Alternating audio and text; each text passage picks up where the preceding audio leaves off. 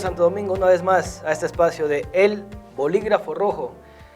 Estamos transmitiendo, grabando un programa más desde la capital de los ecuatorianos, la Carita de Dios, Quito. Estamos, hemos venido en un día a grabar varias entrevistas. Esta es la última de ellas y ya la próxima semana volvemos al set, como de costumbre en Santo Domingo. Estamos acá, nos hemos pegado el viaje de Santo Domingo para acá porque tenemos la necesidad de hablar acerca del tema económico a nivel nacional en el país. Y qué mejor que hablar con un experto en economía, una persona que ha sido ya 2 veces ministro de Economía, con Lucio Gutiérrez y luego con Lenín Moreno, 2 veces ministro de Economía, y qué mejor que hablar con una persona entendida en la materia y que ha estado en el cargo de ministro ya 2 veces. Antes de empezar con la entrevista, agradezco a Camisería Inglesa que nos auspicia con este lindo traje que me da esa camisa. Es una camisa azulita con cuadritos, pantalón gris. Camisería Inglesa está ubicado en Santo Domingo, avenida Río Lelia, diagonal Hospital del IES y calle Aloasí. Toda prenda de vestir para caballero, camisas, pantalones, correas, zapatos y medias, corbatas, terno, todo lo que tú quieras buscar para esta ocasión especial, encuéntralo en Camisería Inglesa.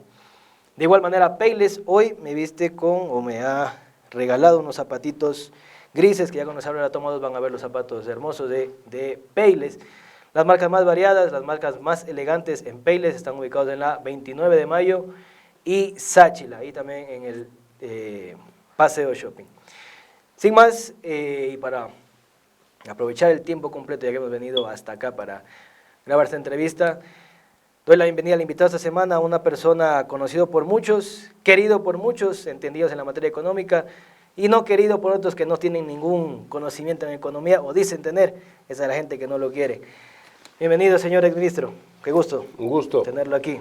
Un gusto, gracias. Digo que la gente no lo quiere porque es esa gente que no sabe de economía, que solo dice, suban sueldos, quiten subsidios o subsidien todo. Gente que está vinculada a la izquierda, pero no vamos a hablar aquí de ideología, sino hablar de números. Y aunque no soy mucho de números, vamos a hacer que esta entrevista, desde su punto de vista, sea lo más pedagógica posible para que la gente del pueblo de Santo Domingo lo pueda entender. Entonces, para empezar, cuando usted deja el cargo de ministro de Gobierno en el 2021... De Economía. De ministro de Economía. En el 2021, y vámonos un poco más atrás, mejor. ¿Cómo usted recibe el Ministerio de Economía cuando usted asciende al cargo de ministro en el 2020 fue, ¿no? Así es. 2020. ¿Cuáles eran las cifras y cuál era el estado de los números del país? Bueno, primero, gracias por la entrevista. Creo que es bueno recordar que el año 2020 fue un año de crisis, un año donde tuvimos que hacer frente a la pandemia, al virus. Este proceso dio por resultado un confinamiento de todos los ecuatorianos y esto se inició alrededor de la mitad del mes de marzo de ese año, del 2020, pero el Ecuador, cuando entra la pandemia, ya tenía un problema acumulado de varios años anteriores.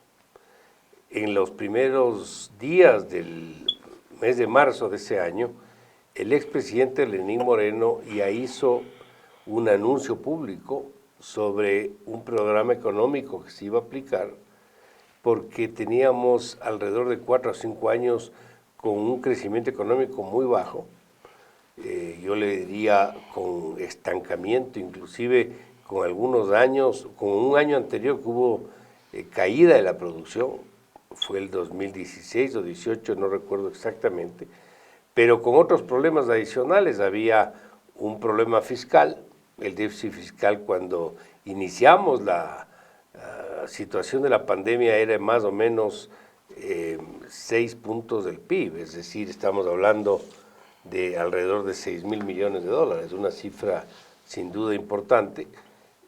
Teníamos una situación donde se atentaba contra el propio régimen cambiario de la dolarización, no habían reservas internacionales. El gobierno del anterior presidente Correa lo que hizo fue utilizar las reservas del Banco Central para entregarle al gobierno a cambio de unos bonos, y eso le generó un hueco de cerca de 8.000 millones de dólares. no había ahorros fiscales tampoco, y el Ecuador no estaba sujeto a mercados internacionales, entre otros problemas, para citar unos pocos. Los ahorros sirven como garantía, me imagino, para pedir créditos a ¿Los bonos? los ahorros. Claro, no, los ahorros, a ver, el ahorro fiscal más para compensar la falta de ingresos por la razón que sea. El ahorro del sector fiscal es lo que hace años anteriores se creó lo que se llamaba el FEIREP, que era un fondo de ahorros, que yo lo promoví. Estamos hablando de la primera ocasión que estuve ministro, el año 2003 y 2004. Cuando dice Lucio, el Ecuador crecía al 8.9%. Creció al 8, así es, del año 2004. Tuvimos una tasa la más alta de los últimos 40 años de crecimiento. Pero para responder la pregunta, el Ecuador entra a la pandemia ya con un problema, no es que estaba en buena situación. Y esto dio lugar a que por el problema de salud, por el problema del confinamiento, por la caída de la actividad económica en general, tengan que adoptarse algunas medidas, y entre otras, solamente para recordar, se hicieron algunos cambios al régimen laboral, por ejemplo, para darle un poco más de flexibilidad a la contratación y al manejo de retiros de personal, evitando que el desempleo y el subempleo no crezca a tasas mucho más altas de las que sí hubo, y además con una suerte de mejor ingreso fiscal, porque recordemos todos, se inició un ajuste gradual del precio de los derivados, gasolina extra, gasolina super, que se liberó, el caso del diésel entre los principales, Ecopaís también. Entonces eso, unido a otras decisiones, demandaba el apoyo internacional. Si no teníamos dólares, si no teníamos ahorros, si no teníamos reservas internacionales suficientes, necesitamos que alguien le ayude al Ecuador. Y en ese año se buscó y se concretó un acuerdo con los multilaterales, es decir, Fondo Monetario, Banco Mundial, BID, CAF, etcétera, a mitad de ese año, por 6.500 millones de dólares en un convenio de 27 meses, y eso lo inició el exministro Richard Martínez, y yo le sucedí en el mes de octubre de ese año. Entonces, un poco para responder la pregunta, yo recibí un país en plena crisis, con una situación económica terrible. Recordemos que el petróleo llegó a registrarse inclusive a tasas negativas, claro, más costaba sin el transporte. reservas, claro, había que pagar para que le guarden el petróleo. Entonces eso, entre otras situaciones, volcó a que nosotros busquemos apoyo externo lo antes posible. Y lo que se logró es que de los 6.500 millones de dólares del acuerdo, solo con el Fondo Monetario, aparte del apoyo de recursos del Banco Mundial, del BID, de la CAF, etcétera, se logró que entreguen, en el caso del fondo, 4.000 millones de dólares. 2.000 al inicio del programa, y cuando yo ya ingresé, cumpliendo las metas del cierre de año del 2020, 2.000 millones adicionales. Esos 4.000 millones sirvieron para que la economía pueda respirar un poco. Y esto sirve para pagar caso sueldos, contrario, básicamente. este rato yo hasta me atrevería a decirle, podríamos haber tenido un problema de la propia dolarización, del sostenimiento del régimen. Entonces, la situación con la que se recibió la economía ecuatoriana era una situación muy complicada, muy difícil, pero había que continuar con el programa acordado con ellos, y se lo hizo. Tanto así que al gobierno que ingresó en mayo del 21, al actual gobierno, se entregó una economía con un programa con apoyo internacional, con metas fiscales que se venían cumpliendo, con 2 reformas que se aprobaron en la Asamblea, que por cierto nadie creía que se podían aprobar en un momento donde el gobierno de esa fecha no tenía ni popularidad ni apoyo.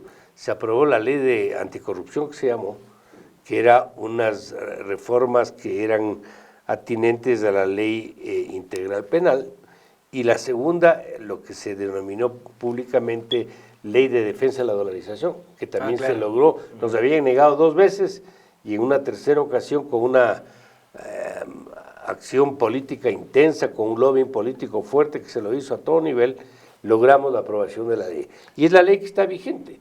Es la ley que, por ejemplo, impide que se utilicen las reservas para gasto público, entre otras acciones que se derivan de la aprobación de la ley. Antes de Entonces, que ustedes- ese fue un poquito la situación, cómo se recibió la economía en ese momento. Antes de que ustedes salgan también, una semana, 2 semanas antes, dejan ustedes una ley que criticada siempre por los izquierdosos, es que, que ya van a privatizar el Banco Central, era darle independencia al Banco Central para que el gobierno que venga de derecha, Bueno, izquierda... era justo esta ley que le estoy es diciendo. la de protección de la Sí, dolarización. es de lo que se llamaba un cambio a la ley de la LOAFIC, Ya. Ley Orgánica de Finanzas Públicas, que impedía que la plata del Banco Central en la reserva se utilice para prestarle al gobierno.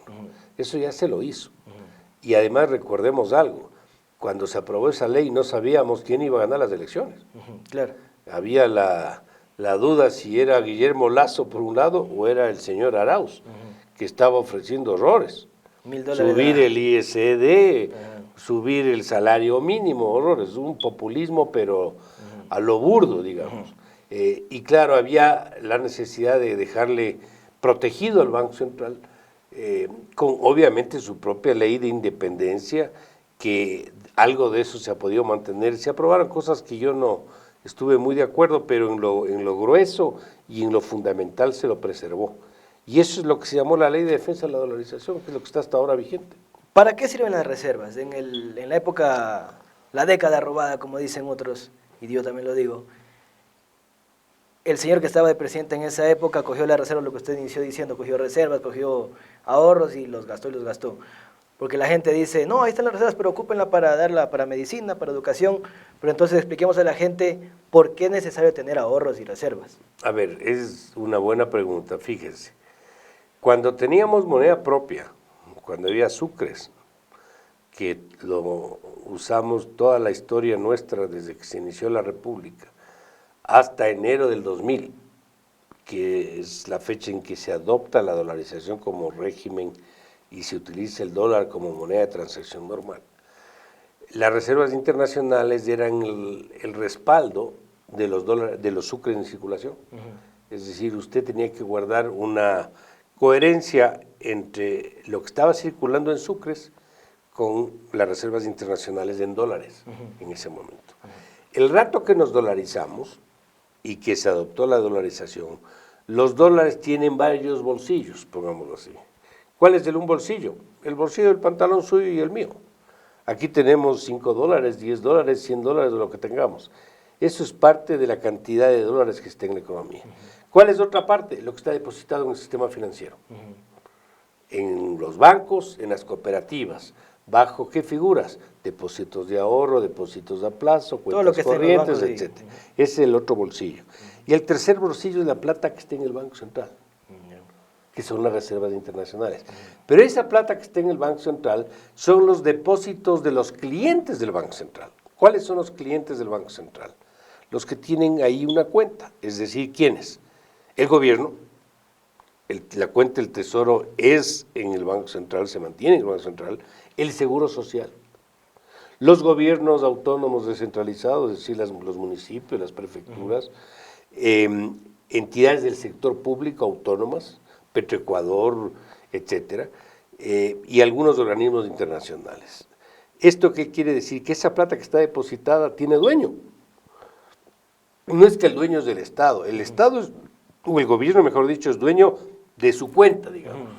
Pero no es adicional a la plata del presupuesto del Estado. Es la plata del presupuesto del Estado, lo que usan la caja para pagar las cosas. Sí. Ya. ¿Qué otra plata está ahí? Le había dicho, del Seguro Social. ¿De quién es esa plata? De los afiliados. Es plata de los afiliados.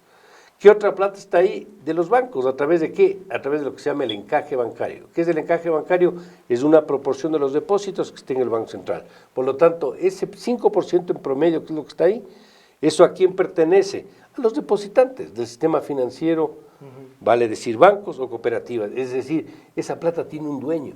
No es que es plata del Estado, del gobierno. Cuando se recaudan Entonces, impuestos, yo no puedo, como autoridad económica, yo no puedo utilizar una plata para otros objetivos que no sean los que están tipificados en la propia ley. Ahora, me dirán, un banco privado que hace con la plata que recibe del público, presta a otros. Pero es que el Banco Privado es un banco comercial, el Banco Central no es un banco comercial, el Banco Central es un banco que se llama de reservas, de administración de reservas. Por lo tanto, su obligación fundamental es precautelar esa liquidez porque es el respaldo de la dolarización. Es el respaldo. Entonces, no es que yo puedo, como gobierno, volverme loco y empezar a prestar a quien sea, porque primero no es el objetivo, segundo la ley me prohíbe, tercero la plata tiene dueño. Entonces, no, por ahí no va la cosa. Entonces, me parece que ahí o no se entiende o no está lo suficientemente claro de que no hay cómo usar recursos ajenos en destinos que no se pueden realizar. Esa es un poco la explicación, podemos ahondar un poquito más después, pero ese es el objetivo. El dinero que se recoge de los impuestos, ese va directo a la cuenta del gobierno. Correcto, esa va a la cuenta del Tesoro y el Tesoro tiene su propia plata. El Tesoro, el gobierno, que es la cuenta del Tesoro, puede hacer con esa plata lo que quiera hacer. Obra lo que quiera. Pero paga deuda, obra pública, gasto social, paga gasto corriente, paga sueldos, es lo que hace. Es la plata del Tesoro Nacional, que es la caja del presupuesto del Estado para poder hacer todo el uso en gasto público. Cuando decían que se habían cogido la plata del IES, ¿qué habían usado? O sea, la cuenta del IES la habían usado para hacer ¿qué? A ver, ese es otro tema. El Estado, representado por el gobierno, tiene una obligación de pagar deudas con algunos acreedores. Uno de esos acreedores se llama Seguro Social. ¿Cuáles son las deudas que tiene el Estado o el gobierno que representa al Estado con el Seguro Social? La una es la deuda derivada de las inversiones que ha hecho el seguro en bonos de Estado. Es decir, el Ministerio de Economía emite papeles y esos papeles son comprados por el seguro. Entonces, el Estado, el gobierno, tiene la obligación de pagar esa deuda cuando vence. Paga los intereses y el capital cuando esto ocurra. Esa es una parte de la deuda. ¿Cuánto es eso? Más o menos 11,000 millones de dólares. ¿Qué otra deuda hay ahí? La deuda que tiene el Estado en temas de salud. Por ejemplo, por enfermedades catastróficas. ¿Qué significa eso? Que cuando hay saturamiento en los hospitales públicos, ¿okay? El Hospital Eugenio Espejo, por ejemplo, en la ciudad de Quito, esa gente es transferida a hospitales de la Seguridad Social. Pero como esa gente o algunos de esas personas no son afiliados de la Seguridad Social y tienen que ser atendidos urgentemente, ese costo tiene que pagar el Estado, porque son pacientes de la seguridad, no de la seguridad, sino, perdón, de la salud pública. Claro, ya no es Entonces, no eso le debe el Estado al Seguro Social. ¿Cuánto es eso? 4,500 millones de dólares más intereses son como 6,000 millones. Entonces, vamos sumando, ¿no? Los 11,000 que le dije, más estos 5 o 6,000 por temas de salud. ¿Qué otra plata le debe? El Estado, por ley, tiene que pagarle a la Seguridad Social todos los años el 40% de las pensiones. ¿Cuánto es eso ahorita? Más o menos 2,200 millones de dólares. El gobierno del expresidente Correa suspendió ese pago por 3 años. Entonces multiplica usted 1,800 millones por 3 años que no se le pagó. Entonces, eso se volvió a pagar después. ¿Por qué dicen que con Correa el IES estaba mejor entonces? Al inicio no estaba mejor. Estaban cavando el hueco más profundo que es parte del problema que tenemos ahora. Si en economía las cosas no aparecen por generación espontánea, se van cosechando lamentablemente las malas siembras de periodos anteriores. Claro, cuando yo tengo plata y tengo un petróleo de $100, yo puedo hacer lo que me dé la gana. Pero eso no quiere decir que sea ni lo correcto ni lo responsable, claro. Porque eso algún rato va a pasarle la factura al Estado y al país, que es lo que estamos viendo de alguna manera ahora. Entonces, ahí tiene usted algunos conceptos, no son todos, y hay deudas que ven que porque se le pagó menos de lo que había que pagarle, hay otras obligaciones de otros conceptos que también tiene que el Estado cubrir. Entonces, cubrir todo eso es lo que representa la deuda entre el Estado y el gobierno que representa al Estado con la Seguridad Social. Ok, vamos a ir a la primera pausa comercial. Al regresar vamos a que nos cuente, entonces ya lo dijo al inicio de la entrevista, pero llega usted y tiene toda esta deuda y no hay plata, encima el déficit fiscal estaba por los suelos, o casi negativo. No, pues el déficit fiscal es negativo, obviamente. Entonces, llega y ¿qué hace? O sea, toca cerrar el grifo que ya no tenía agua, toca cerrarlo más entonces. ¿Y de dónde sacamos plata? Bueno, dijo los mercados internacionales. Entonces, vamos a la pausa comercial y regresamos.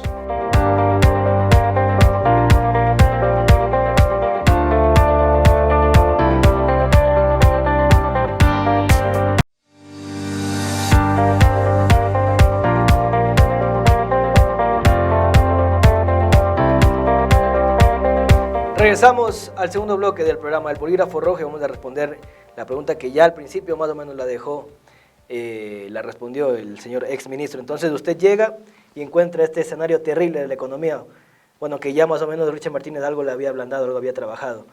Pero entonces, ¿cómo se trabaja con un grifo de agua que cae a cuentagotas y que ya ni siquiera tiene agua y toca cerrarlo y empezar a cerrar todos los grifos para que la plata que se está yendo deje de ir y que en cambio empieza a entrar plata, pero ¿de dónde? Bueno, Richard Martínez hizo un buen trabajo. Él inició el acuerdo con los multilaterales y el programa con el fondo, y recordemos que él renegoció la deuda con los tenedores de bonos. Ese trabajo también lo hizo Richard, entonces es justo y correcto darle el mérito y el beneficio que tuvo en su gestión. Yo recibí un país en crisis, porque el año era en crisis, y cuando se inicia la pandemia, las estimaciones hablaban de que el país iba a contraer en el 11%. ¿Cuánto fue la caída del PIB ese año? El 7.8%.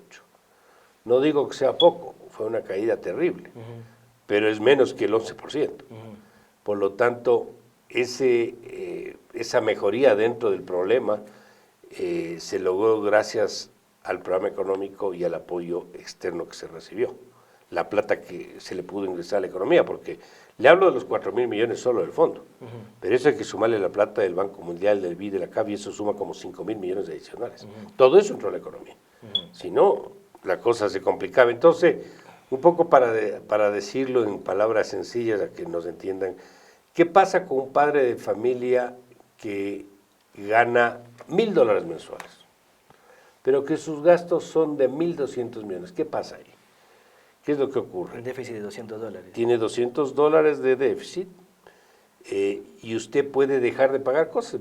Empieza a atrasarse, se atrasa en la cuota del préstamo que le dieron para comprarse el carro, deja de pagar el colegio de los niños un mes, tratando de salir, pero llega un momento en que no puede seguir así, porque los niños les van a tener que salir del colegio o le van a quitar el carro. Entonces, ¿cómo suple esa diferencia? Con deuda. O la otra es ajustar el gasto. Vamos por el segundo caso. Entonces, bajemos el gasto para compensar esos 200 que me faltan. Entonces, ¿dónde recorto? ¿A quién le quito? Si todos me van al más relajo. Ahí viene el problema. ¿A quién le quito? ¿A las Fuerzas Armadas? ¿A la Policía Nacional?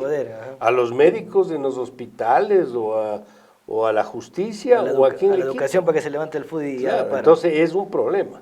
La otra es cosas que son obvias y deberían hacerse, como es, por ejemplo, mejorar el sistema de focalización de los subsidios, el tema de los derivados de petróleo, pero ya sabemos que eso también genera problemas. Otra, subir impuestos puede ser. Puede ser, pero si la economía queremos que se reactive, subir impuestos en un momento donde la economía no funciona es darle un garrotazo encima al sector productivo. Entonces no es una situación fácil. ¿Y cuál es la otra vía? Endeudarme.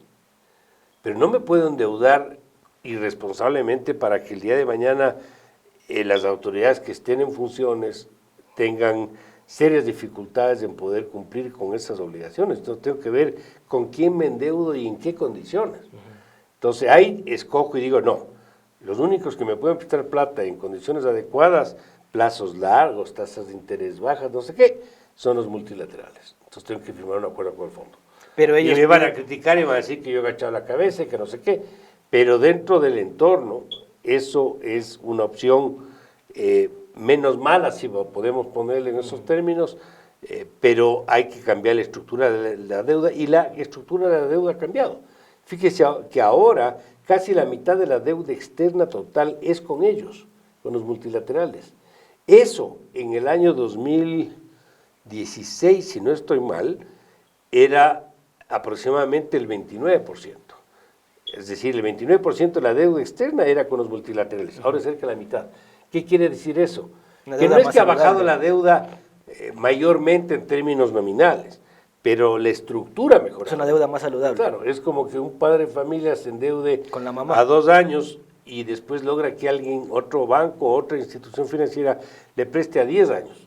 ¿Le ayuda o no le ayuda? Claro que le ayuda, porque el peso de las cuotas le va a ser menos intenso. Entonces, eso es un poco pero para hacer eso hay que tomar decisiones. Y las decisiones no son fáciles. Entonces, todo eso es lo que de alguna manera se empezó a hacer en su momento. Ahorita más o menos es la mitad con los multilaterales, ¿la otra mitad con quién? ¿Con China? En la deuda externa. Externa, porque hay deuda interna y externa. En la externa es con lo que se llama deuda bilateral, es decir, con países donde la mayoría es China. ¿Okay? El otro segmento es con tenedores privados, tenedores de bonos, que es lo que se renegoció ese año cuando estuvo Richard Martínez de ministro, que es el otro segmento. La otra deuda es con otro tipo de acreedores y proveedores. Eso contempla, sí, de todo tipo, que le prestan y le dan recursos para objetivos de proyectos, cosas de esas. Eso es lo que comprende la deuda externa total. Pero a eso hay que sumarle la deuda interna.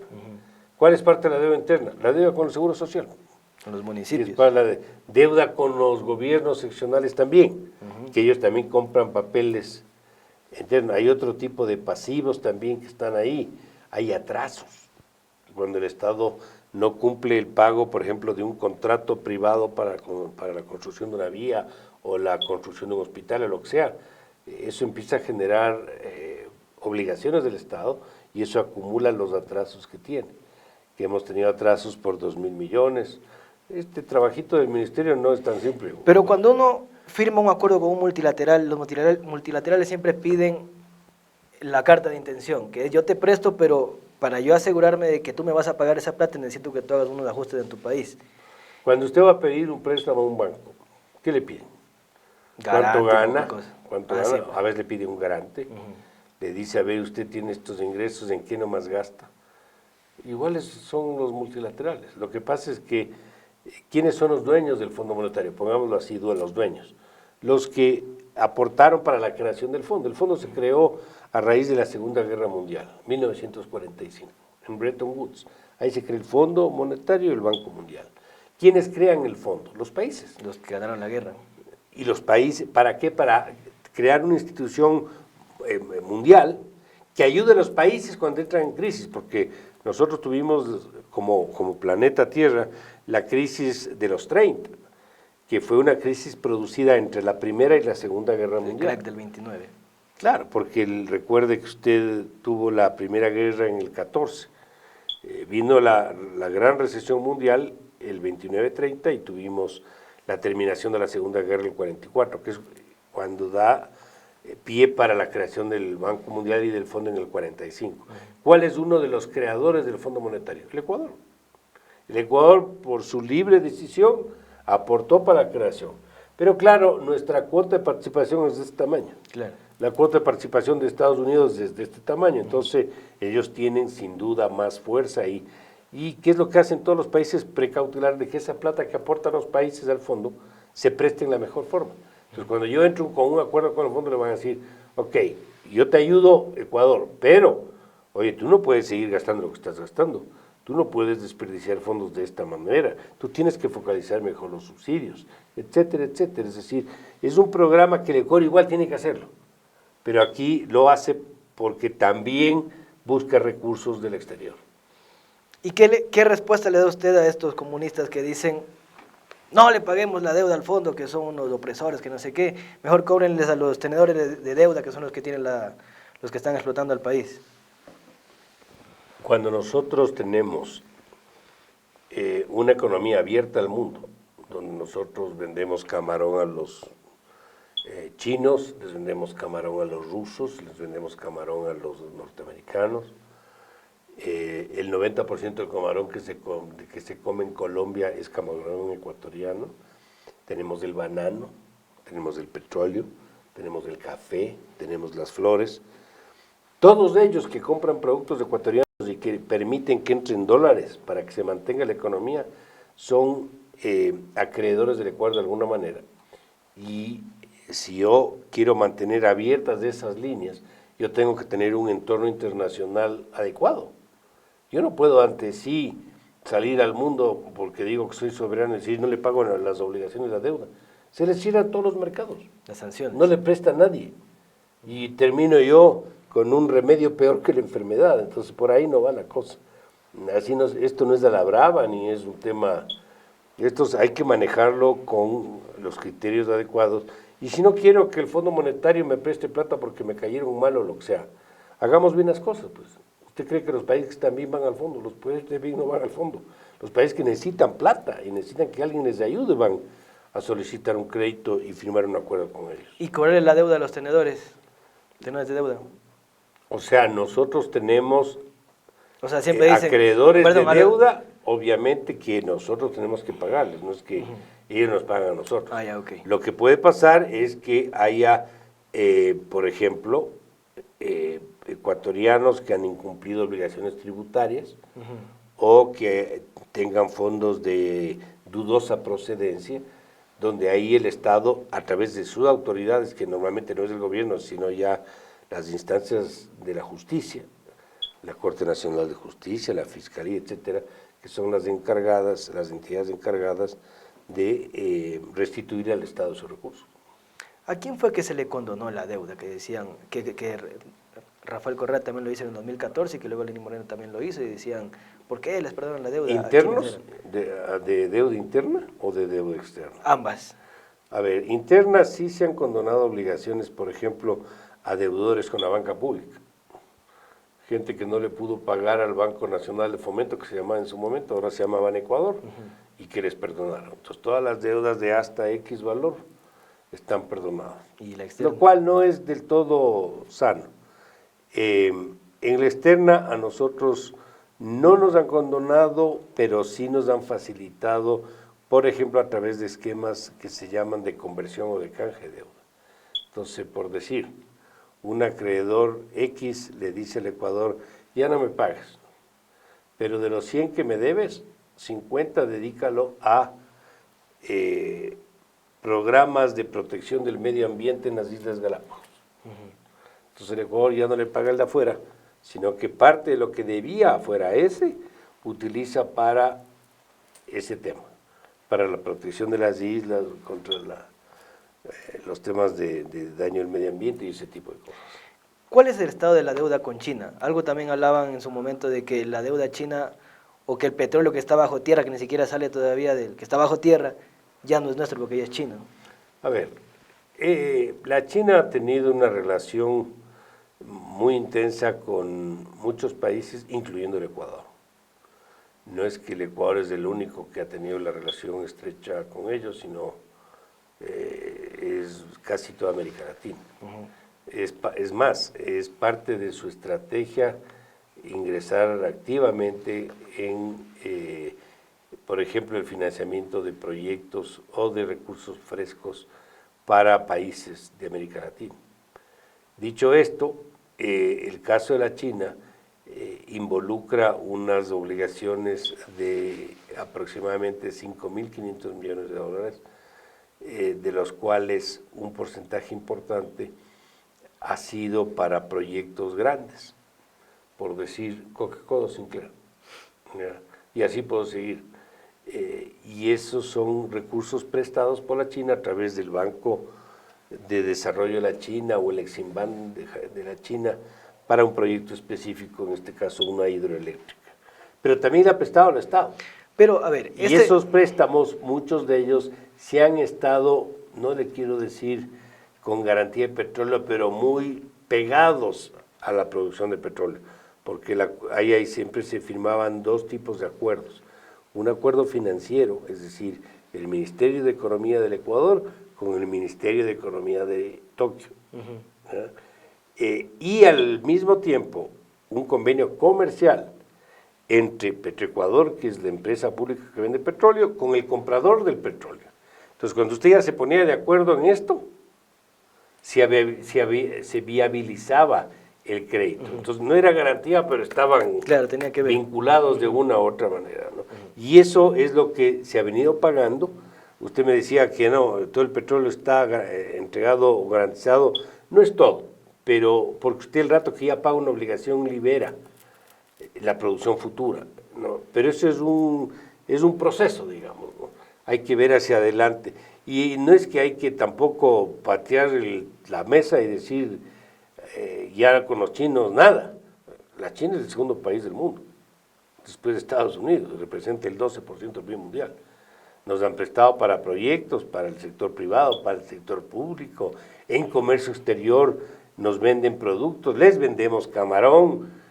O sea, es una relación con muchas aristas, entonces no es que yo como hecho el macho salgo y decir se van al diablo los gringos o los No chinos. te compro el camarón nomás. No, hay que manejar además no es la mejor estrategia, hay que manejar las relaciones internacionales con un poquito de cerebro y menos de estómago. Los proyectos o sea, el Ecuador, la China nos prestaba dinero para, por ejemplo, como Ecuador Sinclair, nos daban dinero para que hagamos la hidroeléctrica con una constructora china misma. Puede ser. Hay muchos proyectos, la gran mayoría que yo no conozco. Te la presto, pero si lo haces con una empresa Yo, de por mi ejemplo, país. no he visto los convenios. Sé más o menos de qué se tratan en términos generales, pero yo no he visto físicamente, ni siquiera están aquí, están en Washington, un bufete de abogados. Ok, vamos a ir a la segunda pausa comercial y al regresar vamos a hablar ya del futuro del país, cómo usted ve el futuro del país y hacer un análisis del ahora, el gobierno de Lasso, porque mucho se dice de que tiene la economía en orden, la macroeconomía está súper bien, pero la gente que está aquí afuera en la calle dice, ya, bacán la macroeconomía, pero y las carreteras, y los hospitales, y la medicina, y tanta cosa. Entonces, ¿cómo desde su experiencia se puede empezar a mejorar ese tema y cómo ve usted los números? ¿Es verdad que en realidad estamos con los macroeconómicos, una macroeconomía por el cielo, que está súper bien, y que tiene que ver con lo que usted dejó haciendo también? Entonces vamos a ir a la pausa comercial y regresamos.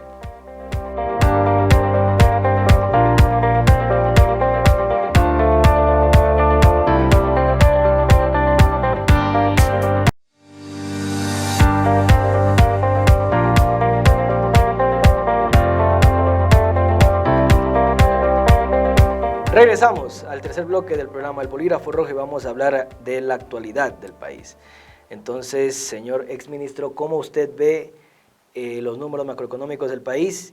Y seguido a esto, ¿qué podemos hacer o cómo se puede empezar a desarrollar la pública para que la confianza del gobierno vuelva a crecer y que no estemos a la vuelta de un paro como octubre del 2019 o junio del 2021?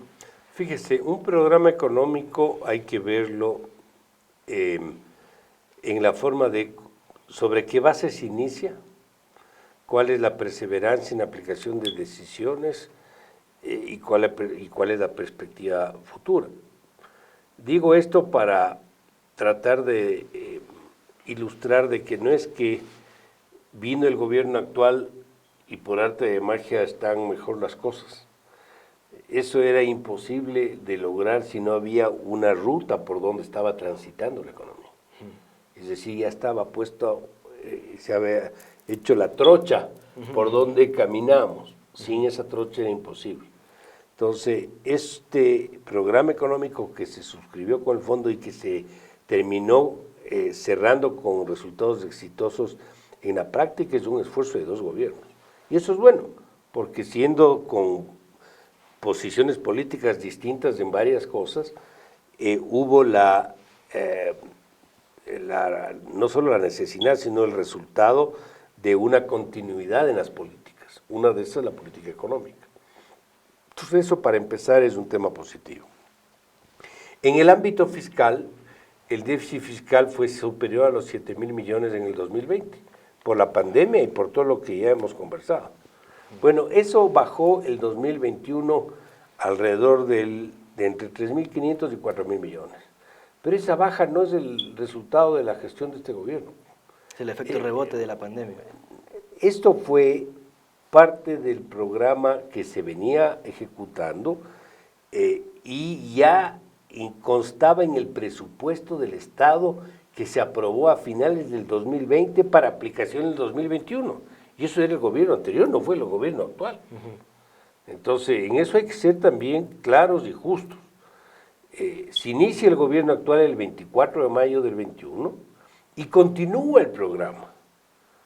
Pero el resultado del 21 no es el resultado del nuevo gobierno, es el resultado del programa económico que se venía aplicando y obviamente la perseverancia y la continuidad que le dio el nuevo gobierno, pero eso ya estaba hecho. Donde sí podemos decir que una baja adicional del déficit fiscal es para el 22, porque ya estaba este gobierno en pleno ejercicio y le logró bajar a cerca de 2.000 millones. Entonces, para no discutir el tema de fondo este es un trabajo de dos gobiernos, de dos administraciones y de dos equipos económicos. Y esto es un tema que sí vale la pena mencionar. La recuperación de reservas. Cuando nosotros salimos estaban cerca de 8.000 millones. ¿Cuánto es ahora el nivel de reservas? Cerca de 8.000 millones. Ahora hay superávit comercial. Entonces, sin parquearnos mucho en los números, yo le diría el proceso de estabilidad macroeconómica se ha ido consolidando, pero a lo largo de los últimos 3 años, y eso es positivo para el país, pero eso de ninguna manera quiere decir que es una condición suficiente. ¿Es una condición necesaria? Sí, pero no suficiente.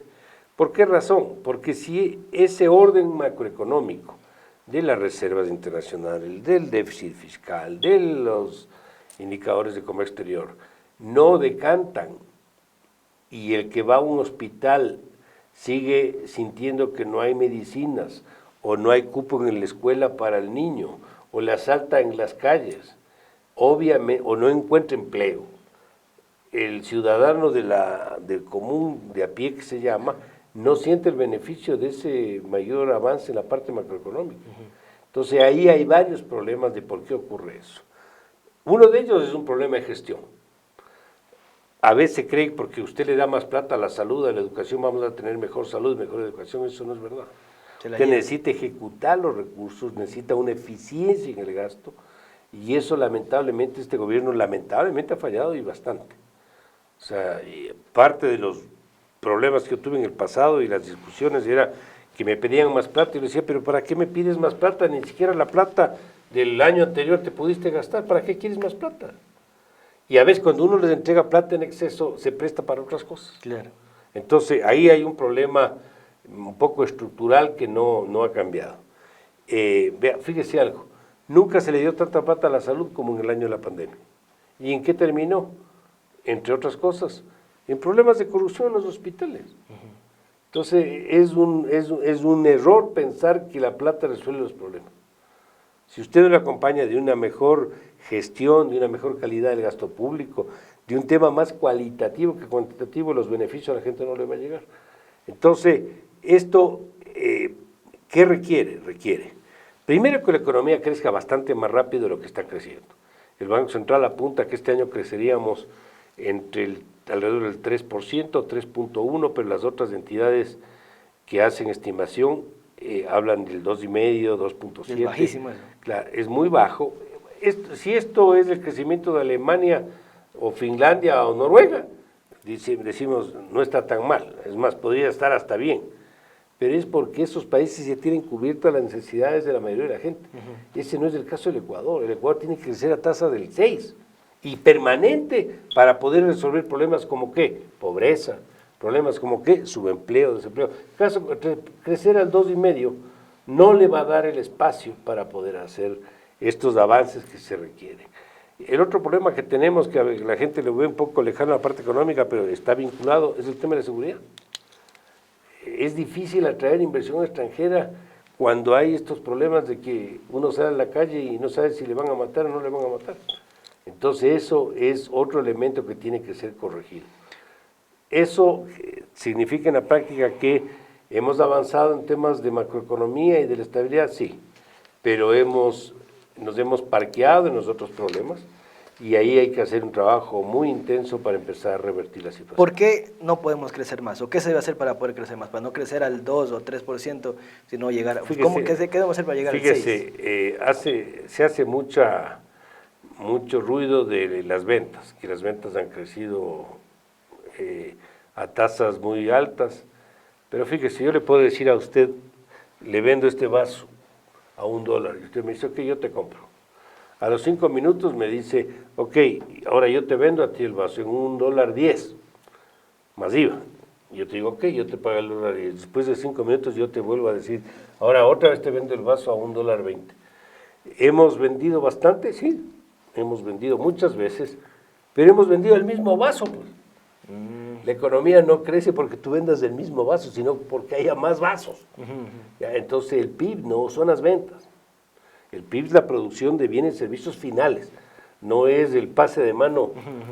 ¿Eso da más impuestos? Sí, porque pagan más IVA mientras más transas. Pero eso no quiere decir que la economía se va a reactivar. Además, yo te vendo este vaso y tú me vuelves a vender el vaso, ¿qué otra persona contraté yo para que haga ese trabajo? Nadie. Entonces yo creo que esos temas son parte de las situaciones. ¿Qué es lo que hay que hacer para responder la pregunta? Se requiere inversión. Inversión privada nacional y extranjera. Sobre todo privada para los temas estratégicos y en cantidades grandes para el petróleo. ¿Queremos subir la producción de petróleo? Usted en petróleo necesita dos cosas fundamentales. Recursos, que no tenemos, y tecnología, que no tenemos la adecuada. Entonces, si no tiene la tecnología, ¿y de dónde viene la plata y la tecnología? De afuera. De la Chevron.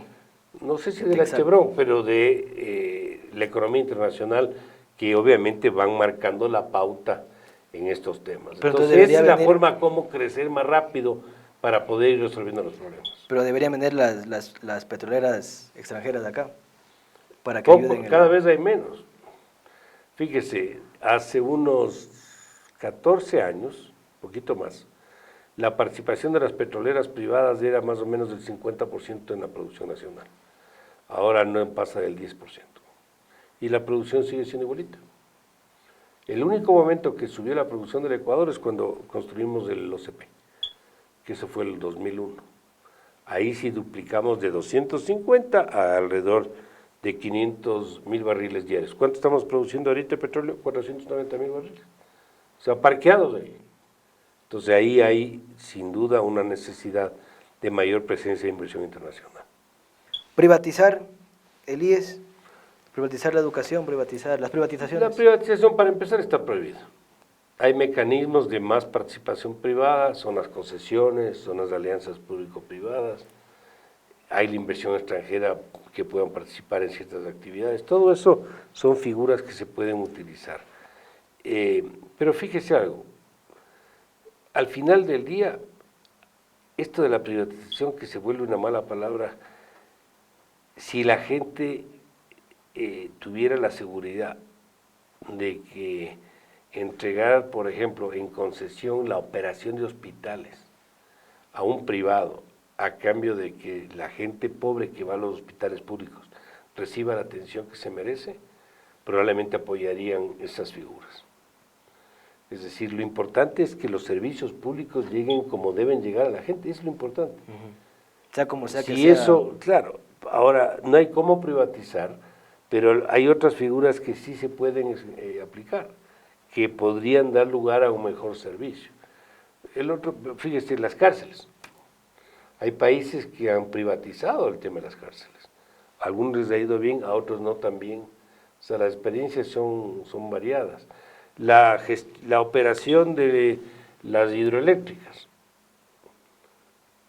El tema de Petroecuador, que es una empresa que no tiene ni siquiera estados financieros.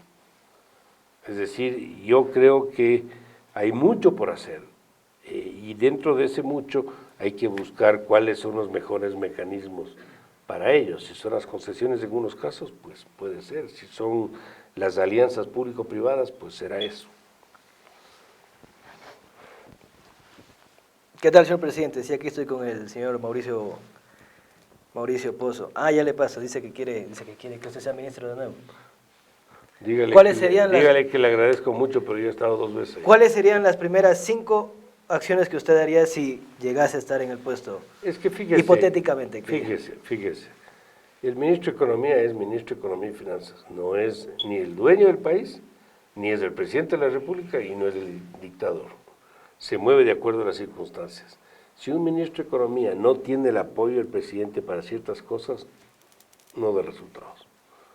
Usted necesita ¿Usted el apoyo político. ¿Qué le sugeriría al presidente que haga para mejorar la economía? Yo creo que en el campo de la gestión, yo diría pública, hay mucho por hacer. Uno, la ejecución del presupuesto del Estado. Y para eso hay que hacer una revisión del personal público, el personal de los ministerios, de las entidades, a ver si es el que requerimos. Eso tiene costos políticos, si hay que tomar decisiones un poquito drásticas. Pero si las toma sí. ya, si hasta que se cae, si toma esa decisión ya... Pero usted me está preguntando qué es lo que habría que hacer, yo le estoy diciendo qué es lo que habría que hacer. Uno, dos, me parece que el gobierno tiene un gran problema que es más de orden político y ahí tiene que tomar acciones en ese ámbito. Uno es con un refrescamiento mayor al gabinete, me parece que, pero un refrescamiento con nuevos integrantes que le abran canales para recibir espacio de apoyo de otros sectores, no de los, entre los mismos no sirve esto. Tercero, me parece que hay que hacer una gestión de alianzas con otros sectores políticos por parte del equipo político del gobierno. Ahorita acaban de cambiar el ministro del Interior, creo que es un buen ministro el que acaban de seleccionar. ¿Jonathan Zapata? No es del Interior. De gobierno, Cucalón. De gobierno, Cucalón, que creo que es un buen nombre, tipo con más seniority para entrar en esos sectores. Me parece que ese es un buen camino. Yo eso lo leo como que a lo mejor el gobierno está tratando de volver a tender lazos con los socialcristianos para ver pero él ya no está con nosotros. Sí, pero alguna sí, capaz tiene buena relación. Exacto. Lo cual no es malo, puede ser bueno. Claro, por eso. Entonces ahí yo creo que hay otro ámbito. El otro tema es que, así como hay estas cosas, la gente también quiere verle parándose duro en otros temas. La seguridad. El tema de seguridad, el tema con los indígenas. No porque no tengan derecho a protestar o tienen todo el derecho como tienen todos los ecuatorianos, pero tampoco puede ser que el 7 u 8% de los ecuatorianos, que son ellos, que por cierto entre ellos también están divididos, quieran poner el norte y tratar políticas públicas.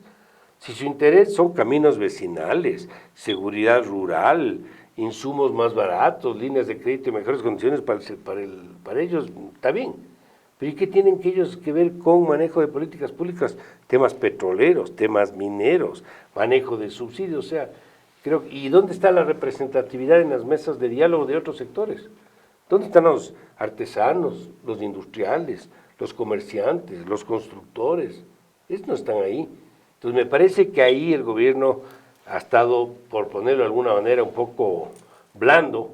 Me parece que ahora que viene toda esta presión, se le puede ver al gobierno con esa firmeza que en ese caso le podría ayudar a ir poco a poco recuperando esa debilidad que se lo ve y que lo leen afuera. Por eso que el riesgo país no baja, no porque los números macroeconómicos estén tan mal, sino porque le ven un gobierno débil, hasta con riesgos de no quedarse en el poder por esta debilidad que estamos comentando. Dice que no quiere. Esto ha sido el Bolígrafo Rojo con el señor ministro de Economía, Mauricio Pozo. Espero que no sea la primera, si es la primera, que no sea la última, digo, y poderlo volver a tener aquí en otra ocasión para, de aquí a 6 meses, volver a analizar los números económicos del país. ¿Algún mensaje final a la ciudadanía de la ciudadanía de Santo Domingo y los espectadores del Bolígrafo Rojo? Hay muchos problemas como los que hemos conversado, pero el Ecuador siempre ha salido de las situaciones difíciles. Y yo estoy seguro que el Ecuador va a poder salir. Lo importante es que tengamos acuerdos básicos entre ecuatorianos, que veamos más los puntos de coincidencia que los disensos entre nosotros. Somos campeones en ver en qué nos diferenciamos, pero no buscamos en qué nos parecemos. Y creo que ahí hay un camino por recorrer. Y asimismo pensar que el Ecuador tiene un potencial enorme, porque el Ecuador tiene todo lo que quisiera cualquier otro país tener. Está en la mitad del mundo, tiene potencial agrícola, tiene todos los climas, tiene capacidad minera, tiene todos lo que son minerales, el tema del petróleo, tiene producción pesquera, es decir, yo le diría, ¿qué no tiene el país? Entonces el potencial es enorme, pero sí creo que hace falta que tengamos una unidad nacional mucho más estrecha, que no sea las razones por las que nos hemos unido en el pasado, que ha sido la guerra y el fútbol, pero no hemos encontrado esa tercera, otra razón que nos permita como país caminar todos juntos. Esto ha sido el Bolígrafo Rojo, nos vemos la próxima semana.